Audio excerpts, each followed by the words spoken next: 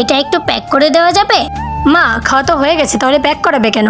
ওই যে আমাদের গার্ড আছে না, ওকে দিয়ে দেবো। আরে মা, এই 4 টুকরো পনির প্যাক করাতে কি আর ভালো লাগে? এত বড় হোটেল, আর তুমি ওদিকে দেখো সবাই এভাবে খাবার নষ্ট করে। এখনকার দিনের ফ্যাশন এটা।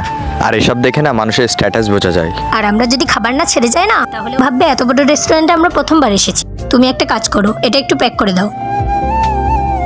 তোমাদের খাওয়া হয়ে গেছে? না ম্যাডাম, এখনো তো ডিউটি চলছে। আমরা রেস্টুরেন্টে গেছিলাম, তাই তোমার জন্য খাবার এনেছি। এই নাও। আন্টি, এটার মধ্যে কি আছে? পনির। তোমার ভালো লাগে? পনির তো খুব আমার পছন্দের খাবার। বাবা, এর মধ্যে পনির আছে। মা, মা,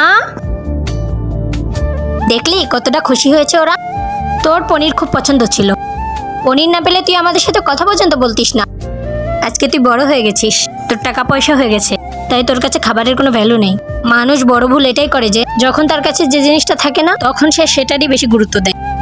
আর যখন সে সেই জিনিসটা পেয়ে যায়, তখন সে সেই জিনিসটার আর গুরুত্ব দেয় না। এই জন্যই বলে মানুষের কাছে যা কিছু আছে সেগুলোকে গুরুত্ব দিতে শিখতে হয়। তো বন্ধুরা, তারপর ভিডিওটি ভালো লাগলে লাইক করে সাবস্ক্রাইব এখনই করো।